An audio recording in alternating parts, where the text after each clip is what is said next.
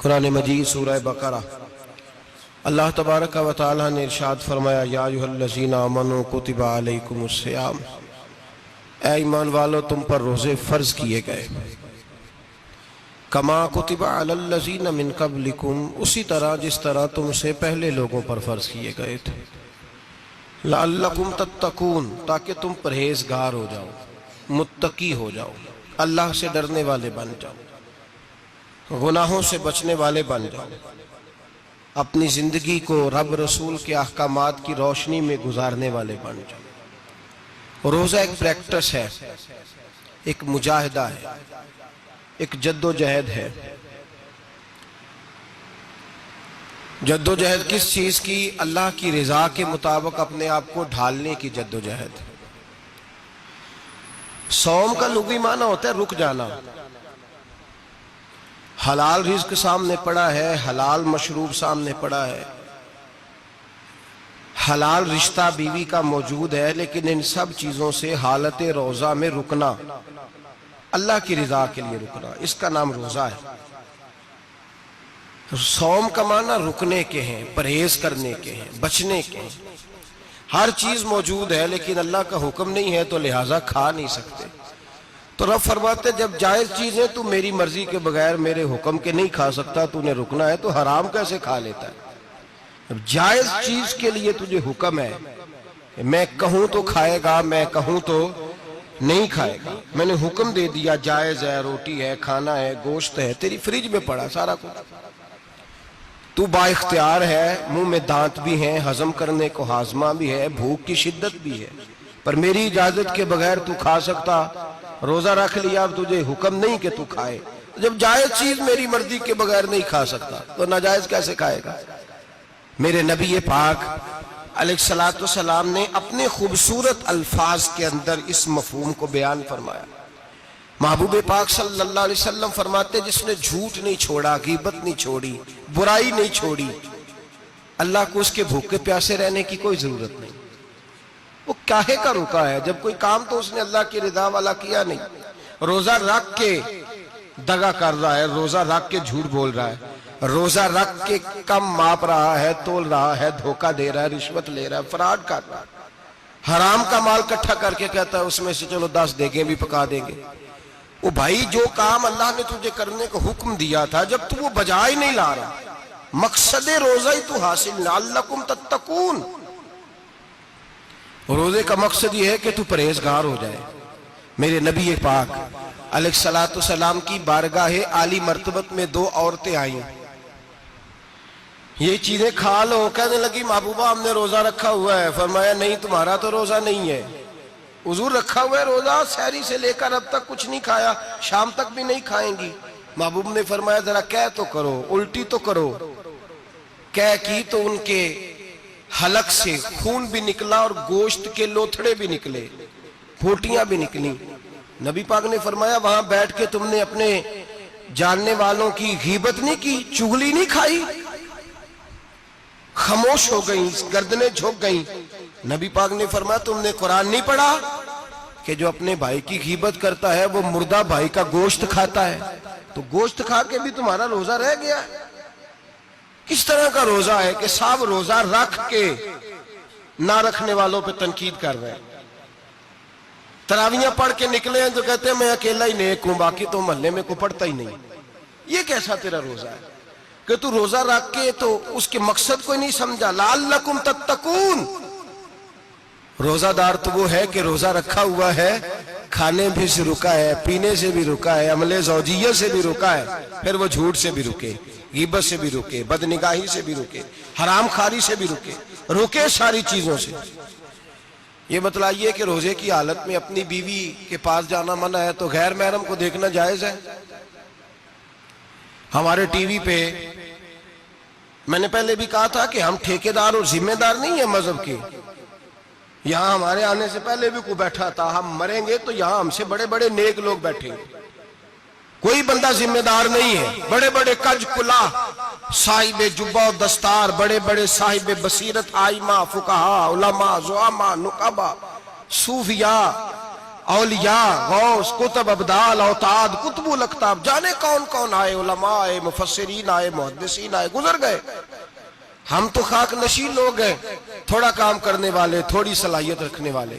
لیکن بھائی اگر کرتے ہیں تو ایک کام کرتے ہیں، ساتھ دوسرا نہیں کرتے. یہ کس طرح کا دین سکھانے لوگ نکلے کہ شوال سے لے کر شعبان تک گانا سنایا جائے گا، شعبان سے لے کر شوال تک ناچ گانا کیا جائے گا، شوال سے لے کر شعبان تک دھما چوکڑی ہوگی، رمضان آئے گا تو حدیثیں سنائی جائیں گی، رمضان آئے گا تو لوگوں کو قرآن پڑھ کے سنایا جائے گا.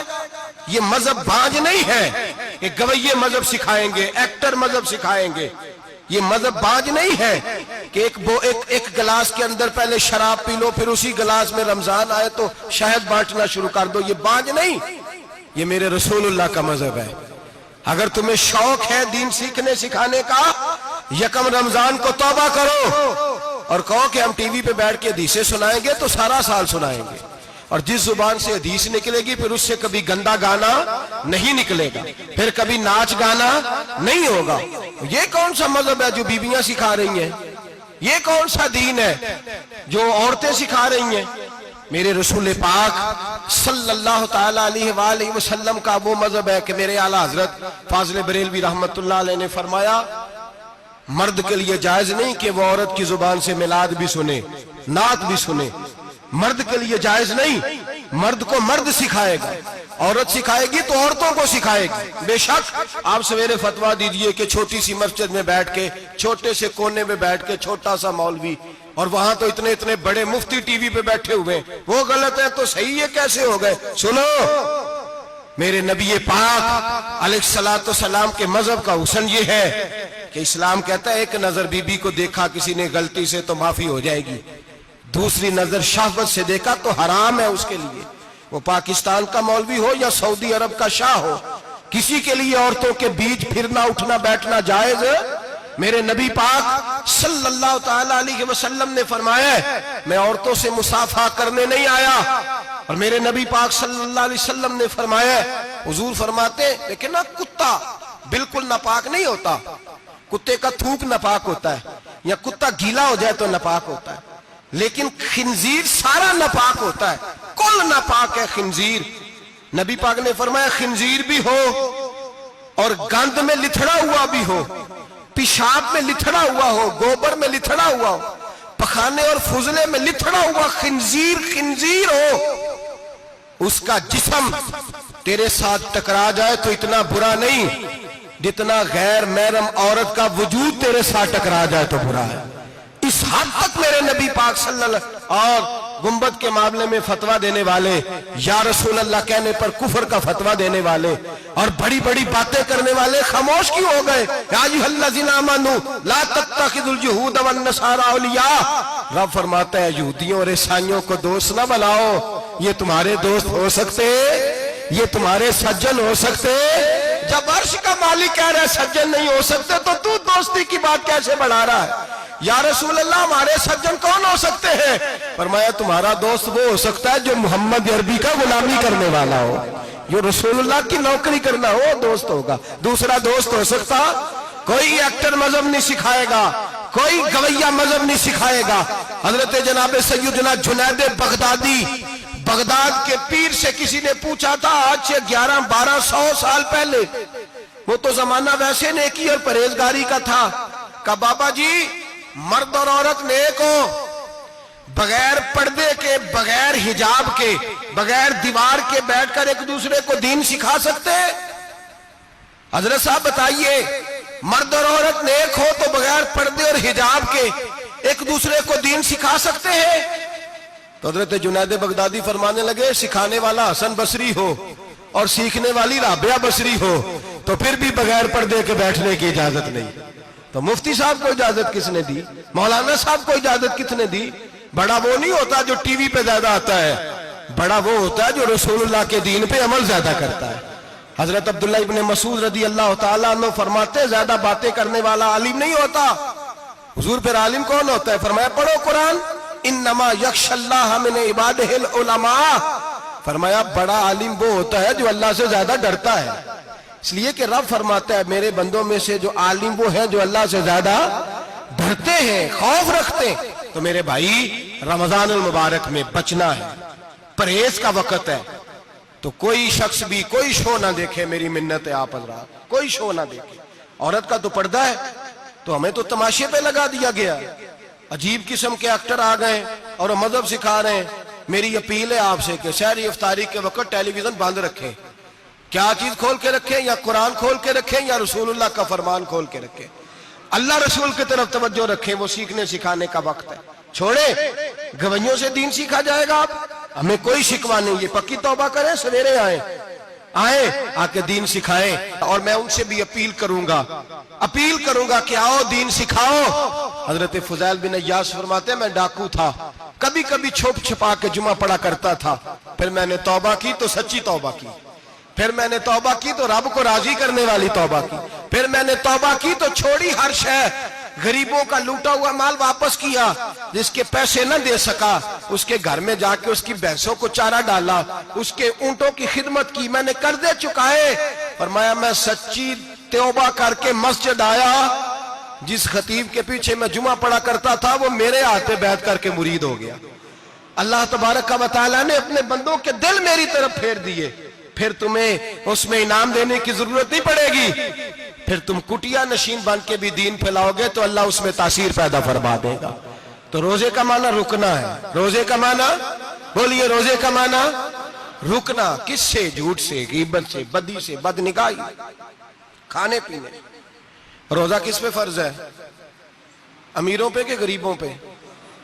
جی کہنے میں میرا تو کام ہی محنت مزدوری والا، میں کیسے روزہ رکھوں؟ میں تو دیہڑی لگاتا ہوں تو روزہ کیسے رکھوں؟ میں نے نہیں کسی حدیث میں پڑھا کہ روزہ وہ رکھے جو دفتر میں بیٹھتا ہے. صحابہ کے زمانے میں تو دفتر ہوتے ہی نہیں تھے، کسی جگہ نہیں لکھا ہوا روزہ وہ رکھے گا جو اے سی میں بیٹھتا ہے. تب تو اے سی تھے ہی نہیں. حضرت ابوبکر صدیق رضی اللہ تعالیٰ عنہ سے لے کر جناب بلال تک سارے اپنے ہاتھ سے کام کرتے، سارے اپنے ہاتھ سے کام کرتے سارے. حضرت عمر فاروق رضی اللہ تعالیٰ عنہ خلیفہ وقت ہونے کے باوجود مال غنیمت کے اونٹ چرنے جاتے تھے تو چراگاہ میں چھوڑنے میں جاتے تھے، لینے بھی آتے تھے واپس. سارے لوگ اپنے ہاتھوں سے مشقت والے کام کرتے. حضرت بلال مزدوری کرتے، سلمان فارسی مزدوری کرتے، مقداد مزدوری کرتے، صحابہ مزدوریاں کرتے، روزے رکھتے. اور رمضان کے جانے کا وقت ہوتا تو در رسول پہ کھڑے ہو کے عرض کرتے محبوبہ دل نہیں بھرا، دل کرتا ہے کبھی رب سارا سال ہی روزے عطا کرے، سارا سال رمضان دے تو ہم سارا سال روزے رکھنے کو تیار ہیں. جذبہ تھا، طاقت تھی، ہمت تھی. آج نوجوان لڑکا ہے کہتا ہے مجھ سے بھوک برداشت نہیں ہوتی. میرے بھائی رب بیماری لا دینا، اللہ سے دعا مانگے اللہ شفائیں عطا فرمائے، اور دعا کریں اللہ آزمائش سے محفوظ فرمائے. آپ یقین کریں میں نے لوگوں کو دیکھا ہے حلق سے قطرہ نہیں اترتا، خوراک کی نالی لگی ہوئی ہے، اعلیٰ غذائیں پکی ہوئی پڑی ہے. عرش کا مالک کہتا ہے میں تیرے حلق سے گزرنے نہیں دوں گا. قانون بن گیا. میں نے دیکھا ہے ڈرپ پہ لوگ زندہ ہیں، بوتل لگی ہوئی ہے گلوکوز کی، گزارا چل رہا، اعلیٰ غذائیں پڑی ہیں، لاکھوں روپیہ تجوری میں پڑا ہے. مالک کہتا ہے تو نہیں کھا سکتا تو وہ کھانے نہیں دیتا، نہیں کھانے دیتا. ایک شخص یورپ کے علاقے کا، میں کسی کالم نویس کا پڑھ رہا تھا، وہ کہتا ہے میری خربوں میں جائیداد ہے لیکن میرے معدے میں ایسی تکلیف ہے کہ میں آٹے کو چھان کر جو اوپر سے بورا نکلتا ہے صرف وہ کھا سکتا ہوں، اس کے علاوہ میں کائنات کی کوئی نعمت کھا نہیں سکتا. اور میرے بھائی وہ جب چاہے تو بڑے بڑے کھانے کھانے سے تجھے روک دے، تیرے دانت چبانے کے قابل نہ رہے، زبان نگلنے کے قابل نہ رہے، معدہ تیرا ہضم کرنے کے قابل نہ رہے. وہ جب چاہے تو جو مرضی کر لے. وہ کہتا چل تو میری مرضی پہ چلنا، ایک مہینہ میرے کہنے پہ نہ کھا، ایک مہینہ میرے کہنے پہ نہ کھا تو یا اللہ تو کیا کرے گا؟ فرمایا صوم تصحو. میرے نبی پاک نے فرمایا تم روزے رکھو اللہ تمہیں صحت عطا فرما دے گا، اللہ تندرستیاں دے دے گا، شفائیں دے دے گا. تم روزے رکھو اللہ تمہیں، سبحان اللہ، اللہ تمہیں، اللہ طاقت دیتا ہے، ہمت دیتا ہے، اللہ ہمت دیتا ہے. میں نے دیکھا ہے، میں نے بزرگوں کو دیکھا ہے، ضعیف لوگوں کو دیکھا ہے، کمزور لوگوں کو دیکھا ہے، میں نے دیکھا ہے روزے رکھتے ہوئے، مزدوروں کو دیکھا ہے روزے رکھتے ہوئے. میں اپنے ابا جی کو کہتا ابا جی اتنی سخت گرمی اور مزدوری آپ کرتے، اور مزدوری کے عالم میں روزہ رکھتے تو کہتے پتر روزہ کی آندا ہے، روزہ کدوں کو جاندا ہے، روزہ اپنی جگہ تے مزدوری اپنی جگہ ہوتے۔ اور کئی دفعہ مینوں فرمان لگے مینوں یار سمجھ کوئی نہیں لگدی، پتہ نہیں روزیاں چ اللہ طاقت کتھوں دے چھڑدا ہے، اتنی زیادہ کام بھی زیادہ کریدا ہے تے روزہ بھی بھائی صوم تسخو، میرے مصطفیٰ نے فرمایا تو روزہ رکھ، اللہ تجھے صحت عطا فرما دے گا۔ رب تعالیٰ تجھے، یہاں ہوٹل کھلے ہوئے ہیں، یہاں عجیب حالات ہیں، ہوٹل کھلے ہوئے ہیں، لوگ بہانے ڈھونڈتے پھرتے ہیں، کہتے ہیں کٹ لگ گیا تھا، ذرا تھوڑا سا خون نکل آیا، سنی پلاس لگائی ہے تو روزہ نہیں رکھا، یہ ذرا مجھے تھوڑی دقت ہو گیا تو میں نے روزہ نہیں رکھا، کھانسی لگ گئی ہے تو روزہ نہیں رکھا۔ او خدا کے بندے، روزہ تو نعمت ہے۔ اور سبحان اللہ، میرے نبی پاک نے فرمایا لِكُلِّ شَيْءٍ زَكَاةٌ وَزَكَاةُ الْجَسَدِ الصَّوْمُ، فرمایا ہر شے کی زکوٰۃ ہوتی ہے، وجود کی زکوٰۃ روزہ ہے، روزے رکھو جسم کی زکوٰۃ نکل جائے گی۔ فاقہ کرنا بھی میرے نبی پاک کی سنت ہے، مسواک کرنا بھی سنت ہے، اور فاقہ کرنا بھی۔ مسواک والی سنت زیادہ اپناتے ہیں لوگ، فاقہ کرنا بھی نبی پاک کی سنت ہے۔ ایک صاحب مجھے کہنے لگے جناب بیٹھ کے کھانا حضور کی سنت ہے، میں نے کہا کبھی کبھی نہ کھانا بھی نبی پاک کی سنت ہے، نہ کھانا بھی حضور کی سنت ہے۔ اور ہمارے فقہاء نے لکھا ہے جو روٹی زیادہ کھاتا ہے اس میں دو باتیں پیدا ہو جاتی ہیں، کیا کیا؟ ایک بولتا زیادہ ہے، دوسرا سوتا زیادہ ہے، غافل ہو جاتا ہے۔ فقہ اور حکیم اطباء ڈاکٹر کہتے ہیں کہ پیٹ خالی رہے نا جس آدمی کا، اس کا حافظہ مضبوط ہوتا ہے، اس کے ذہن کی گرہ کھلتی ہے۔ زیادہ کھانے سے تو خماری چڑھتی ہے، دماغ ڈھونڈتے پھرنا روٹی کدھر سے آج اچھی ہے، گھر میں نہیں پکی تو ہوٹل چلے جانا، کھانے کے سوا اور کام ہی کوئی نہیں۔ اور صاحب میرے نبی پاک علیہ السلام نے فرمایا کافر 7 آنتوں سے کھاتا ہے، 7 آنتوں سے، اور فرمایا میرا مومن 1 آنت سے کھاتا ہے، اس کے وجود میں کھانے والی 1 آنت ہے، کافر 7 آنتوں سے کھاتا ہے۔ فاقہ کشی سے نورانیت پیدا ہوتا ہے، کم کھانا۔ دیکھیں نا نبی پاک صلی اللہ علیہ وسلم نے اللہ سے فاقہ مانگ کے لیا ہے، یا اللہ 1 وقت روٹی دے، 1 وقت کا فاقہ دے، مانگ کے لیا ہے نبی پاک نے، مانگ کے۔ حضرت ابو ہریرہ رضی اللہ تعالیٰ عنہ فرماتے ہیں بھوک زیادہ لگتی تھی نا جب مجھے، تو میں حضرت عمر سے، ابو بکر سے، عثمان، مولا علی سے کوئی مسئلہ پوچھ لیتا تھا، اور جب میں مسئلہ پوچھتا تھا تو وہ مجھے روٹی کھلا دیتے تھے، جب میں ان سے مسئلہ پوچھتا تو وہ مجھے، حضرت ابو ہریرہ فرماتے ہیں مجھے بھوک لگی، میں حضرت عمر کے پاس گیا، ان سے مسئلہ پوچھا، ان کا رواج تھا جب میں مسئلہ پوچھتا تو پہلے روٹی کھلاتے۔ ہمارے بزرگ یہ فرماتے ہیں کہ کھانے کھلا کے دین پڑھاؤ، صرف تمہارا کتب خانہ نہیں کھلا ہونا چاہیے، تمہارا دسترخوان بھی کھلا ہونا چاہیے۔ کسی نے نبی پاک صلی اللہ علیہ وسلم سے پوچھا تھا بہترین مسلمان کون ہے؟ حضور نے فرمایا جو سلام لینے میں پہل کرے اور روٹی زیادہ کھلائے، جو روٹی ہر وقت فکر کرے آ یار تو روٹی کھا لے، روٹی کھانے کی طرف توجہ دلائے۔ کھلانا سنت ہے، زیادہ کھانا اس میں بھی فرق رکھے۔ تو نبی پاک صلی اللہ علیہ وسلم کے صحابی حضرت ابو ہریرہ رضی اللہ تعالیٰ عنہ فرماتے ہیں میں نے حضرت عمر سے مسئلہ پوچھا، میں نے کہا حضور مسئلہ بتائیں، تو کہتے پہلے ان کی عادت تھی جب میں مسئلہ پوچھتا تو روٹی بھی کھلاتے، آج انہوں نے مسئلہ ہی بتایا ہے، روٹی کوئی نہیں کھلائی۔ تو مجھے کہنے لگے ابو ہریرہ تو سوچتا ہوگا روٹی نہیں اس نے پوچھی، تو نے کب سے کھانا نہیں کھایا؟ میں نے کہا آج صبح سے۔ تو جناب عمر کہنے لگے میں نے کل صبح سے نہیں کھایا۔ چل ابو بکر صدیق کے گھر مسئلہ پوچھتے ہیں، کہتے جناب صدیق اکبر کے دروازے پہ گئے، جا کر کے ان سے مسئلہ پوچھا۔ ان کی بھی عادت تھی جب کوئی مسئلہ پوچھنے جاتے تو دسترخوان بچھا لیتے، کہتے آؤ روٹی بھی کھلاتا ہوں مسئلے بھی بتاتا ہوں۔ کہتے ہیں گئے تو انہوں نے بھی مسئلہ بتایا، روٹی کوئی نہ پوچھی۔ تو کہنے لگے عمر ابو ہریرہ تم لوگوں نے کل پرسوں سے نہیں نہ کھایا ہوگا، اور ابو بکر کو 4 دن گزر گئے ہیں، تھوڑا سا دودھ ملا ہے یا کھجور ملی ہے، روٹی کوئی نہیں ملی، چلو در رسول پہ چلتے ہیں، آؤ حضور کی بارگاہ میں۔ کہتے ہیں نبی پاک کی بارگاہ میں آئے، حضور نے چہرے دیکھے، کریم سے مسئلہ نہیں پوچھنا پڑا۔ میرے مصطفیٰ کریم نے فرمایا بھوک لگی ہوئی ہے تم تینوں کو، 3-4 دن ہو گئے؟ اللہ کے رسول نے فرمایا مجھے پورا ہفتہ ہو گیا ہے۔ سبب کچھ اور ہے جس کو تو خود سمجھتا ہے، زوال بندہ مومن کا بے زری سے نہیں، بھوک نقصان کا وجہ نہیں بنی، وجہ کوئی اور بنی ہے۔ رشوتیں جو بازار گرم ہوئے ہیں لوٹ مار کے، یہ روٹی کے لیے نہیں، یہ زیادہ کھانے کے لیے، یہ بینک بیلنس کے لیے گرم ہے۔ یہ لوٹ مار کا مقصد کوٹھیاں بنانا ہے، روٹی کا تو رب کریم کا وعدہ ہے جو روز روتا ہے شام کو کہ میرا کاروبار کوئی نہیں، اصل میں کہتا ہے بنگلہ کوئی نہیں، اصل میں کہتا ہے کار کوئی نہیں، پجارو کوئی نہیں، روٹی تو اللہ عطا فرماتا ہے، اس کا وعدہ ہے۔ فرمایا حضور نے 3 دن بیت گئے، چلو میرا بے تکلف صحابی ہے ابو الحسن انصاری، وہ بڑے نصیب والے ہوتے ہیں جن کو میرے نبی پاک خود کہتے تھے کہ تیری فلانی ذمہ داری ہے۔ اس زمانے کا تو کسی کو کہہ دیا جائے تیری ذمہ داری ہے تو کہتا ہے یہ تو پھٹیکے ڈالنے لگ گیا، یہاں سے تو چھٹی کر جانی چاہیے۔ خوش ہوتے تھے صحابہ کہ ہماری ذمہ داری لگی۔ کہتے ہیں حضرت ابو الحسن انصاری کے گھر گئے، نبی پاک نے فرمایا بھوک بڑی لگی ہے، کھانا لا۔ کہتے ہیں حضور نے اسے کہا تو اس آدمی کو تو وجد ہی ہو گیا، اس نے کہا میرے اتنے نصیب کہ حضور کا یہ کھانا کھلا۔ آؤ دیکھو دنیا والوں، آج جو سب سے زیادہ عزت والا ہے وہ میرا مہمان بنا ہوا ہے۔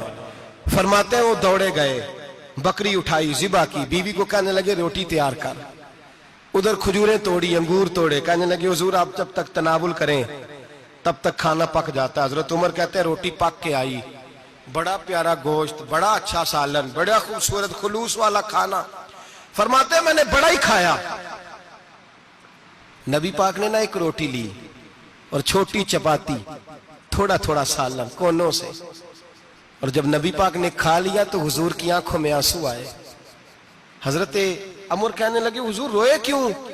نبی پاک نے فرمایا سوچتا ہوں 7 دن کے فاقے کے بعد کھایا ہے، پر ڈرتا ہوں رب اس کا حساب پوچھے گا تو جواب کیسے دینا ہے، اس کا حساب بھی تو دینا ہے نا جو کھایا ہے۔ تو حضرت عمر فاروق کے ہاتھ میں کچھ چیز تھی، زور سے زمین پہ ماری، کہا محبوبہ 7 دن کے بعد بھی روٹی کھائے تو حساب دینا ہے۔ نبی پاک فرمانے لگے عمر وہ مالک ہے نا، تو جب دیتا ہے تو حساب نہیں لے سکتا، حساب تو دینا ہے، حساب تو دینا ہے، تیاری رکھو۔ صحابہ کرام فرماتے ہم نے ارادہ کیا کہ آج کے بعد ہم پھر فاقے کریں گے، کم کھائیں گے، اس لیے کہ حساب دینا ہے۔ میرے بھائی وہ فاقہ کشی کرتے تھے، ڈرتے تھے۔ یہاں تو لوگ کھا کے بیمار ہیں، کھاتے جا رہے ہیں، سوتے جا رہے ہیں، کھاتے جا رہے ہیں، سوتے جا رہے ہیں۔ یہ بھی وقت آئے گا رمضان شریف کا، سویرے درس پہ آؤ کہتے نیند بڑی آتی ہے، سویرے 2 سپارے پڑھ کے سویا کرو کہتے صاحب نیند بڑی آتی ہے، فجر کے بعد یہ تو وقت ہوتا ہے اللہ اللہ کرنے کا، سحری کا، کھاتے جا رہے ہیں، سوتے۔ لوگ جماعت سے نماز نہیں پڑھتے سو جاتے، جماعت کا ثواب چھوڑ کے سو جائیں گے۔ بھائی رمضان مبارک میں فاقہ کشی کی ٹریننگ ہوتی ہے، فاقہ کشی کی تربیت لے، رمضان میں روکے اپنے آپ کو، تربیت ہوگی۔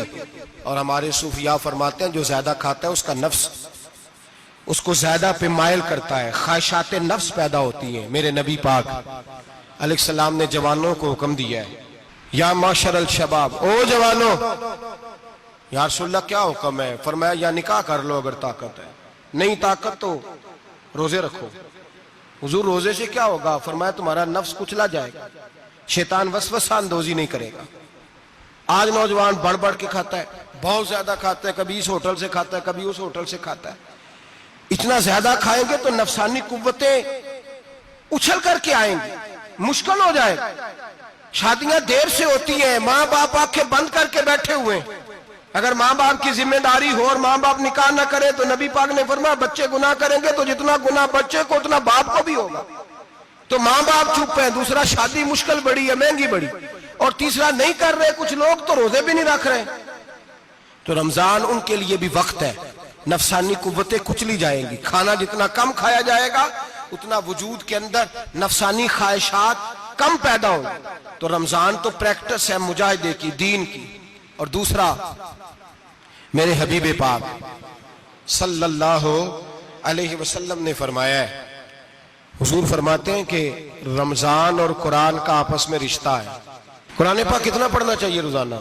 زیادہ سے اللہ جزا دے، امید ہے آپ زیادہ سے زیادہ ہی پڑھتے ہوں گے۔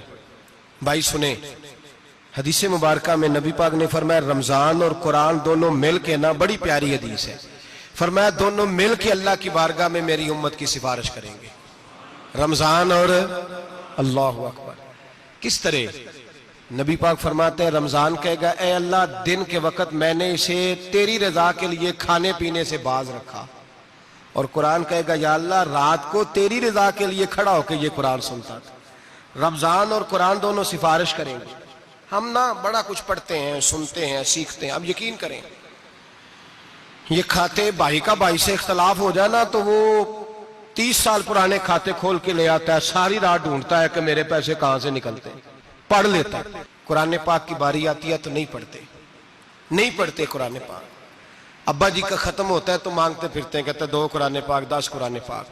ये बातें बतानी नहीं चाहिए, करनी नहीं चाहिए, लेकिन चूंकि तरबियत के लिए बैठा हूं तो कर देता हूं। मेरे शागिर्दों से पूछें, यहाँ मदरसा है अल्हम्दुलिल्लाह, दर्जनों तलबा है, असातिज़ा है, मेरे पीर भाई हैं, और मेरा ये दावा है कि शायद कोई किसी से इतना प्यार करता हो जितने मेरे शागिर्द और मुरीद मुझसे करते हैं। लेकिन मैंने कभी किसी से नहीं कहा कि जरा सूरत फातिहा पढ़ के देना, मैंने अपने अब्बा जी को सवाब देना है। पूछ लें किसी से नहीं कभी कहा, कभी नहीं मैंने कहा कि जरा मुझे थोड़ा सा कुरान पढ़ दे। मैं इसको नाजायज नहीं कहता, पढ़वाना चाहिए, लेकिन मैं अपने वालिदैन के लिए कभी सवाल नहीं करता कि मुझे जरा पढ़ के दो, मैंने बख्शना है, इसलिए कि मैंने जाती तौर पे रूटीन बनाई है। मैं समझता हूं कि कायनात के अंदर मेरे ऊपर जिन लोगों ने एहसान किए उनमें सबसे ज्यादा हिस्सा मेरे माँ बाप का है। मैं समझता हूं इस बात, कितना नालायक हूं मैं कि मैं 1 महीने में एक कुरान पाक भी पढ़ के उनकी रूह को एहसास नहीं कर सकता। मेरा ये तरीका है जाती, मैं कदगन नहीं लगाता, मेरा जाती तरीका ये, अलहम्द से शुरू करो और 2 सूरतें छोड़ के कुरान पाक खत्म कर दो आखिरी, और फिर फलक और नास सूरतें साथ ले जाओ। यहां बैठ के साले सवाब नहीं करना, खत्म नहीं दिलाना, साथ ले जाओ, कब्र पे खड़े हो जाओ और फलक और नास सूरतें कब्र पे बैठ के तिलावत करो। और जो कुरान मजीद पढ़ा है उनकी रूह को वहां एहसास करो। ओ भाई, औलाद जब माँ बाप के लिए पढ़ती है तो उसे कहना नहीं पड़ता अल्लाह बख्श दे, इसलिए कि औलाद की नेकियां खुद ब खुद माँ बाप के खाते में जमा होती हैं, खुद नेकियां जमा होती हैं। मेरे भाई, तू बच्चों से ये तो मुतालबा करता है कि बेटा इस साल रमजान मुबारक में मेरे लिए सत्तू जरूर बनाना, फलानी चटनी जरूर तैयार करना, ये क्यों नहीं कहता बीवी से कि डिशे कम बनाना। तू भी बैठ के कुरान पाक पढ़, मैं भी कुरान पाक पढ़ता हूँ। इधर आओ बेटा, यहाँ बैठ के तिलावत करो, मैं भी करता हूँ। बेटी इधर आओ, बैठ के कुरान पाक पढ़ो। कितना वक्त लगता है? हाफिज और कारी और उलमा अगर पढ़े तो 20-25 मिनट लगते हैं कुरान पाक का सिपारा पढ़ने में, और अटक अटक के पढ़ने वाला भी पढ़े तो 1 घंटा लग जाएगा। और मेरे नबी पाक सल्लल्लाहु अलैहि वसल्लम ने फरमाया, जो कुरान पढ़ते हुए अटकता है अल्लाह उसे डबल सवाब अता फरमाता है। फरमाया, जो जुबानी पढ़े सिंगल सवाब, जो देख के पढ़े उसे डबल सवाब। हुजूर क्यों? फरमाया, इसलिए कि मेरा कुरान देखने पे भी अल्लाह सवाब अता फरमाता है, कुरान देखने पे भी अल्लाह सवाब देता है, देखने का भी सवाब है। रमजान शरीफ में कुरान पाक पढ़े, खोल के पढ़े। और मेरे भाई, अगर तेरा बच्चा पढ़े, अगर तेरी बेटी पढ़े, कायनात का खुश नसीब बाप वो है कि बेटा कुरान पढ़े, चाहे नाजरा ही पढ़े। जिसकी बेटी पढ़े, जिंदगी में इन्हें इस काम पे लगा जाओ, मरने के बाद भी पढ़ेंगे। इमाम जलालुद्दीन सुयूती शाफई रहमतुल्लाह अलैह फरमाते, हजरत ईसा कब्र के पास से गुजरे, कब्र पे अजाब हो रहा था, अल्लाह का गजब बरस रहा था। जनाब ईसा इस्तिगफार पढ़ते डरते गुजर गए। थोड़ी देर के बाद, चंद घंटों के बाद गुजरे तो उसी कब्र पे फूल खिले हुए थे, रहमत बरस रही थी। हजरत ईसा अलैहिस्सलाम अर्ज करने लगे, मौला तू बेनियाज है, मेरी ताकत नहीं तेरे कामों में बोलने की, पर अभी तो यहाँ अजाब हो रहा था, अभी रहमत बरस रही है। जनाब ईसा कहते हैं, आवाज़े खुदाबंदी आई, ईसा बंदा बड़ा गुनाहगार था, पापी था, मुजरम था, खताकार था, लेकिन जब इसका इंतकाल हुआ, इसकी बीवी हामला थी, उसके पेट में बच्चा था, बच्चा इसके इंतकाल के बाद पैदा हुआ। आज वो 4-4.5 साल का हुआ है, मकतब में गया है, मदरसा में गया है, उस्ताद ने बिस्मिल्लाह शरीफ पढ़ाई है। फरमाया, उसने तोतली जुबान से कहा है बिस्मिल्लाहिर्रहमानिर्रहीम का, ऐसा मुझे बतला इस जमीन पर वो मासूम जिसे अभी रहमान और रहीम कहना नहीं आता, वो तोतली जुबान से मुझे रहमान और रहीम कहे और मैं उसी जमीन पे उसके बाप को अजाब दूं। फरमाया, उसने एक बार रहमान और रहीम कहा है, मैंने उसकी बाप की कब्र को नूर से मामूर फरमा दिया है, नूर से भर दी है कब्र, बरकत से भर दी है। अल्लाह करे मेरे बेटे भी कुरान पढ़े, अल्लाह करे मेरी बेटियां भी कुरान पढ़े, अल्लाह करे हम सब की औलादे कुरान पाक पढ़े। लेकिन ना, इमाम आजम अबू हनीफा रमजान में 61 कुरान पाक पढ़ते थे। कितने? 60 थे। अल्लाह अकबर। एक कुरान पाक दिन में पढ़ते पूरा, एक रात को पढ़ते, एक तरावी में पढ़ते। 61 कुरान पाक इमाम साहब पढ़ते। आप फरमाते मैंने छोड़ दिए सारे वजीफे, میں صرف رسول اللہ کا قرآن پڑھتا ہوں۔ رمضان سارا قرآن پاک، سارا رمضان۔ اب تو عادت ہی نہیں رہی ہمیں قرآن پاک کی۔ اگر لوگ ناراض نہ ہوں تو محفل نعت ہوتی ہے تو تلاوتیں کتنی ہوتی ہیں، اور نعتیں ہم نے ذوق ہی نہیں بنایا، ذوق ہی نہیں بنایا ہم نے تلاوت قرآن کا، اس لیے کہ قراء، علماء، فقراء ان کو ہم تیار ہی نہیں کر رہے، ہم تو ایکٹر پال رہے ہیں جو پیسے لیتے ہیں نعت خوانی کے، معاذ اللہ۔ او میرے بھائی، کیا قرآن میرے نبی کی نعت نہیں؟ حضرت عائشہ صدیقہ رضی اللہ تعالیٰ عنہ کے پاس صحابہ گئے، کہنے لگے اماں جی ہمیں نبی پاک کا اخلاق بتلائیں، تو اماں جی کہنے لگی جاؤ جا کے قرآن پاک پڑھو، کالا خلقہ القرآن، سارا قرآن میرے نبی کے اخلاق کا ہی نام ہے، یہ ساری نعت ہے، یہ ساری نعت ہے۔ اس نعت کو سننے لوگ کیوں نہیں آتے؟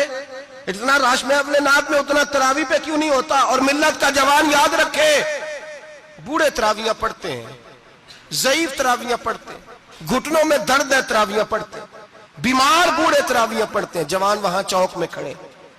کیا جوانی اس لیے ہے چوکوں میں کھڑا ہوا جائے؟ کیا جوانی اس لیے ہے کہ سعودی عرب جانے کے لیے پاسپورٹ بنانا ہو تو 2.5 گھنٹے کھڑا رہے تو؟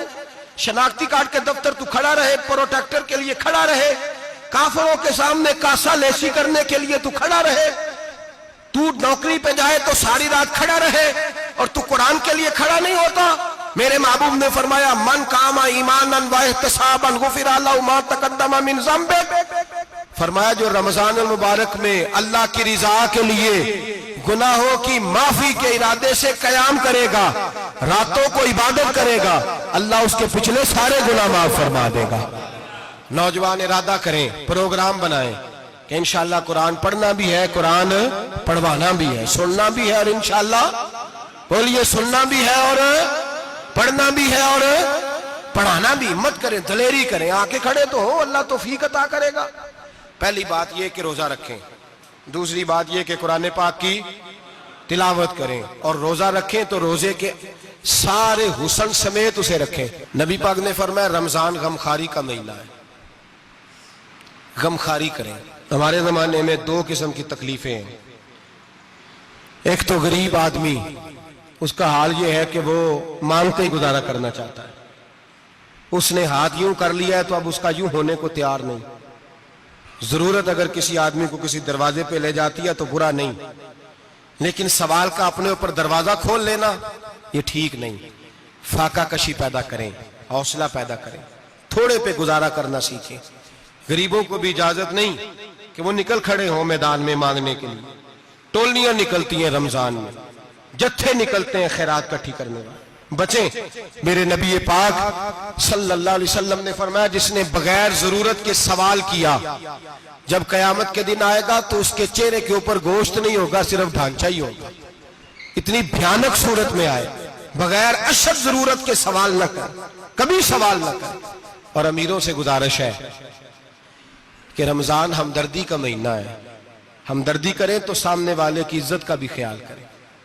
یہ بات درست ہے کہ غریب سیاڑا نہیں ہوتا، اس لیے کہ جس کی جیب میں پیسے نہیں ہوتے بھائی اسے عقل بھی نہیں ہوتی، جس کے گھر کار نہیں ہوتی اسے چلانے کا طریقہ، جس کے گھر اوون نہیں ہوتا اسے چلانے کا طریقہ بھی نہیں آتا، جس کے گھر میں چیزیں ہوتی ہیں اسے چلانا بھی آ جاتا ہے، جدے گھر دانے اودے کملے بھی اس کے سیانے ہو جاتے ہیں۔ تو چودھری صاحب، سیٹھ صاحب، نواب صاحب آٹا تقسیم کرتے ہیں، کھڑے ہو کے فوٹو کھچاتے ہیں، فیس بک پہ دیتے ہیں، اور ایک آٹے کا تھیلا اور 10 اخباروں میں فوٹو۔ اللہ سے ڈریں، رمضان ہمدردی کا مہینہ، ہمدردی کا۔ غریب کو دیں تو اس کی عزت کو رسوا نہ کریں۔ میرے نبی پاک علیہ السلام کے صحابی حضرت عبداللہ ابن عمر رضی اللہ تعالیٰ عنہ ڈھونڈ کے لاتے تھے مسکینوں کو، ڈھونڈ کے، اور جب لاتے تھے تو اپنے دسترخوان پر بٹھا کر اپنے ساتھ افطاری کرایا کرتے، اور پھر فرمایا اللہ تعالیٰ نے لن تنالوا البر حتی تنفقوا مما تحبون، اللہ کے راستے میں وہ چیز دینی ہے جو تمہیں زیادہ پیاری ہو۔ کون سی چیز جو تمہیں؟ میں تھوڑا سا بے باک ہوں، بعض دوستوں کے ساتھ، سب کے ساتھ نہیں۔ ایک دوست مدرسے میں گھی دینے آئے ایک دفعہ، تو وہ والا گھی دے گئے جو سب سے سستا تھا، تو میں نے کہا مجھے دیانتداری سے بچائے، آپ یہی کھاتے ہیں گھر میں؟ کہنے لگے نہیں۔ تو میں نے کہا پھر ہم نے بچے مارنے کے لیے تو نہیں نہ رکھے ہوئے، کیا وہ والا گھی اللہ کے راستے میں پیاری چیز دے رہی ہے نا، اس لیے گلے گلے نوٹ لوگ مسجد کے گلے میں ڈال جاتے ہیں۔ پھٹے ہوئے ڈال جاتے ہیں، کہتے ہیں جوڑ لیں گے مولوی صاحب۔ اور خدا کے بندے پیاری چیز دینی تھی تو نے، اور تو نے اس کا ترجمہ الٹ کر لیا ہے۔ سمجھ لیں رمضان المبارک میں کسی غریب کی مدد کرنی ہے تو ساتھ اس کی عزت بھی کرنی ہے۔ نبی پاک علیہ السلام کے دروازے پر جب سے، یہ جملہ ایک ہے لیکن بڑا قیمتی ہے، صحابہ کہتے ہیں جب ہم دروازہ رسول پہ جاتے تھے خیرات بھی ملتی تھی اور عزت بھی ملتی تھی۔ خود بھیک دیں خود ہی کہیں منگتے کا بھلا ہو، خیرات بھی ملتی تھی اور عزت بھی ملتی تھی۔ نبی پاک ساتھ عزت بھی دیتے تھے، مسکین کو غریب کو دیں اور خیر خائی کریں۔ جوتے بیچنے والے جوتوں کے ریٹ سستے کریں، کپڑا بیچنے والے کپڑے کا ریٹ، درزی صاحب بھی ریٹ سستا کریں، دکاندار بھی چیزوں کا ریٹ، حکیم صاحب پیسے کم لیں، ڈاکٹر پیسے کم کریں، حکومت نرخوں میں کمی کرے، اور یہ کام اجتماعی طور پہ کریں۔ میرے نبی پاک نے فرمایا رمضان غمخواری کا مہینہ ہے، اس میں غمخواری کرنی ہے، دوسرے کا خیال کریں، اظہار کریں، قربانی کریں۔ یہاں ہر چیز کا ریٹ بڑھ جاتا ہے رمضان شریف میں، ہر آدمی کہتا ہے میرا سیزن آ گیا ہے، توجہ بڑھائیں، خیال کریں، غمخواری کا مہینہ ہے۔ اور پھر آپ لوگوں سے یہ بھی گزارش ہے کہ رمضان المبارک کا جب مہینہ آئے تو جس آدمی کے ساتھ نیکی کرنی ہے وقت پہ کریں۔ کسی غریب کو پیسے دینے ہیں، کپڑے دینے ہیں تو یکم رمضان کو دیں۔ میں اکثر دوستوں سے پوچھتا ہوں، میں کہتا ہوں قاری صاحب نو جوڑا کدو دیندے ہو؟ کہندے ستیویں والے دن۔ میں کہ مینوں لگ گئی سمجھ، تہاڈی سازش ہے کہ جڑے سواں کے پاہ نہ لوے۔ ایویں مولوی چودھری صاحب دے نال دے کپڑے پا لے تے کتنے لکھیا ہے اینوں دینا ہے ستیویں؟ تسی دسو ستیویں والے دن کوئی درزی سی کے دیندا ہے؟ انہوں 3 گنا بھی پیسے دئیے تو کہندہ ہے جڑے باقی نے انہاں دے نہیں بٹن پہ لگ دے میرے کولوں، کتھوں جوڑا سیکھ؟ تو کس دن دیتے ہو قاری صاحب کو؟ کیا مقصد ہے؟ پہننے کے لیے دے رہے ہو یا اس لیے دے رہے ہو کہ نہ پہن سکے؟ تو بھائی آپ جب کسی کو کوئی چیز دیں گے تو کب دیں گے؟ جب وہ استعمال کر سکے۔ غریب کو لوگ فطرانہ دینے جاتے ہیں عید سے 1 دن پہلے، تو کیا کرے گا اس کا؟ وہ نہ تو کپڑے خرید سکا نہ روٹی لا سکا، بلکہ میرے حضرت صاحب فرماتے ہیں رمضان سے پہلے دے دو، رمضان کی نیت کر کے رمضان سے 1-2 دن پہلے دے دو، اللہ رمضان جتنا ثواب ہی عطا فرمائے گا۔ رمضان سے پہلے دو جس کو کچھ ہے دن، قبل از وقت تیاری کرو۔ اور میرے قبلہ صاحب فرمایا کرتے اپنے کپڑے بعد میں، غریب کے بچوں کے کپڑے پہلے، اپنے گھر کی ضروریات بعد میں، غریبوں کی ضروریات، اس لیے کہ اللہ پاک نے ان کا رزق بھی ہمارے گھر بھیج دیا۔ ہماری ڈیوٹی لگائی ہے کہ تم نے بانٹنا، بانٹنے والے بنو، اور یہ ذہن بنائے کہ پتہ نہیں کس کا حصہ تھا جو اللہ نے میرے گھر بھیجا، یہ ذہن بنا کے بانٹ۔ اور جس کو دینے جائیں، ہاں آپ کو اجازت ہے تھوڑا بہت پتہ کرنے کی، لیکن تھوڑا بہت تفتیش کرنے کی اجازت، بال کی کھال اتارنے کی اجازت۔ میں نے دیکھا ہے لوگ غریبوں کا انٹرویو لیتے ہیں، تیرا تو فلانا کمانے والا نہیں، تیرا تو فلاں بچہ، او بھائی بہت سارے غریب ایسے ہیں، بڑے ہیں جو کمانے کی کوشش کرتے ہیں لیکن ان کا سبب نہیں بنتا۔ ہاں ہے ایسے لوگ جو سعودی عرب چلے گئے ہیں، کہتے ہیں تیرا تو فلاں باہر نہیں گیا، ہے گیا ہے، لیکن سارے سعودی عرب جانے والے بھی مال کمانے کی طاقت نہیں رکھتے، کئی وہاں بھی بیٹھ کے بیچارے قرضوں میں الجھے ہوئے ہیں، وہاں والوں کے ظلم کا شکار ہیں، بہت ساری آزمائشوں میں۔ تو تفتیش کرتا ہے۔ میرے امام شافعی کا ایک جملہ اگر آپ کو یاد رہ گیا تو بات بن جائے گی۔ امام شافعی رحمت اللہ، بلکہ حضرت غوث اعظم جیلانی کے پاس وہ بات آپ کو زیادہ فائدہ دے گی۔ حضرت غوث اعظم جیلانی کو ان کا ایک مرید سمجھانے لگ گیا، کہنے لگا حضرت جی آپ سب کو ہی دیتے رہتے ہیں، ہر بندہ مستحق نہیں ہوتا، ذرا ٹٹول کے دیا کریں۔ تو غوث اعظم جیلانی فرمانے لگے بھائی مجھے تو لگتا ہے تو بھی ان چیزوں کا مستحق نہیں تھا جو اللہ نے تجھے عطا کر دی ہے، پہلے تو بتا تو مستحق تھا، تجھے اپنی حیثیت اوقات کا پتہ ہے جو اللہ نے تجھے دے دی ہے؟ طاقت تھی، کوالٹی تھی، تیرے اندر وہ صلاحیت تھی، رب نے تو نہیں تیری تفتیش کی کہ تو قابل ہے کہ نہیں، تو اللہ کے بندوں کی تفتیش کرتا پڑتا ہے۔ امام شافعی فرمایا کرتے، امام شافعی فرماتے رب تجھے پرکھ کے نہیں دیتا، ٹٹول کے نہیں دیتا، رسوا کر کے نہیں دیتا، تو غریبوں کے ساتھ یہ سارا ظلم کیوں کرتا ہے؟ بس پتہ چل گیا وہ ضرورت مند ہے تو دے، اس لیے کہ اجر تجھے غریب نے نہیں دینا، اجر اللہ نے دینا ہے، اور اللہ اجر عمل پہ نہیں دیتا، اللہ تو نیت پہ اجر عطا فرماتا ہے۔ تو نیت دیکھ تیری کس طرح کی۔ تو میرے بھائی غریب کو دیں، قبل از وقت دیں۔ رمضان مبارک میں چوتھا کام، بات آخری اور چوتھا کام سنیں، رمضان میں دین سیکھیں۔ شیطان قید ہوتا ہے زیادہ سے زیادہ، اور جب آدمیوں کا پیٹ خالی ہوتا ہے نا تو ذہن جو ہوتا ہے نا وہ بھی اس کا فریش ہوتا ہے. اس میں کوشش کریں دین سیکھنے کی. میرے نبی کریم صلی اللہ علیہ وسلم نے اس دین کو علم کا دین قرار دیا ہے، شعور کا دین قرار دیا ہے، فہم کا دین قرار دیا ہے. نبی پاک صلی اللہ علیہ وسلم نے فرمایا ایک عبادت کرنے والا عشاء کے بعد کھڑا ہو اور فجر تک نماز پڑھتا رہے. ایک عالم دین عشاء پڑھ کے سو جائے، اٹھ کے فجر پڑھ لے، تو وہ 70 عبادت کرنے والوں کا درجہ زیادہ نہیں، عالم کا درجہ پھر بھی زیادہ ہے. اس عالم دین کا درجہ زیادہ ہے، اس لیے کہ وہ لوگوں کو آگاہی دیتا ہے، شعور بخشتا ہے. یہ دین جو ہے یہ، اور نبی پاک صلی اللہ علیہ وسلم نے فرمایا عبادت کرنے والے پر عالم کا درجہ اتنا ہی زیادہ ہے جتنا میرا درجہ اپنے غلاموں پر زیادہ ہے. عالم کو حضور نے اتنا بڑا مقام دیا. دین سیکھیں، شعور حاصل کریں. یہ فقاہت کا دین ہے، شعور حاصل کرنے کا دین ہے. اور نبی پاک صلی اللہ علیہ وسلم نے فرمایا دین کی ایک بات سیکھ لینا 1000 نفل پڑھنے سے زیادہ درجہ رکھتی ہے. دین کی ایک بات سیکھ لینا 1000 جنازے میں شرکت سے زیادہ درجہ رکھتی. دین کی ایک بات سیکھ لینا، میرے نبی پاک صلی اللہ تعالی علیہ وسلم ارشاد فرماتے 1000 مریض کی عیادت کرنے سے زیادہ درجہ رکھتی. فرمایا جس نے رات کے ایک لمحے میں دین کی ایک بات سیکھی، اللہ اسے ساری رات عبادت کرنے سے زیادہ ثواب عطا فرمائے گا. میرے ارشاد فرمایا کرتے جب سیکھنے والے کو یہ ثواب ملے گا تو بتائیے سکھانے والے کو کتنا ثواب ملے، اسے اللہ کتنا درجہ. رمضان آ رہا ہے، شیطان قید ہے. دین پھیلانے کی کوشش کریں، جد و جہد کریں.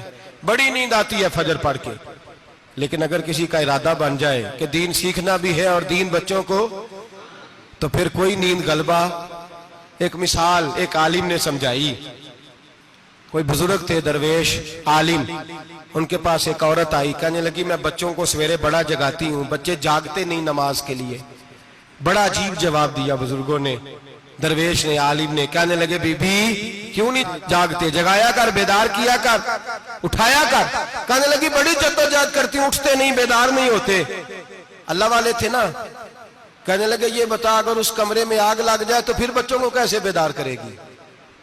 آگ سے بچانے کے لیے کیا کرے گی؟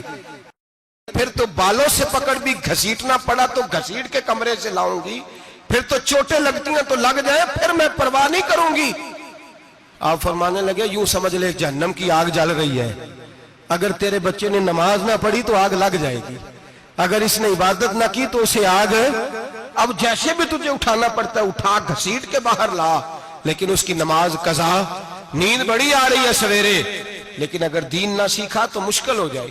جیسے بھی اپنے آپ کو جگانا چاہیے، ہمت کرنی چاہیے، دلیری کرنی چاہیے. ہمیشہ مدحت خیر الانام میں گزرے، دعا ہے یہ عمر درود و سلام میں گزرے. آخر دعوانا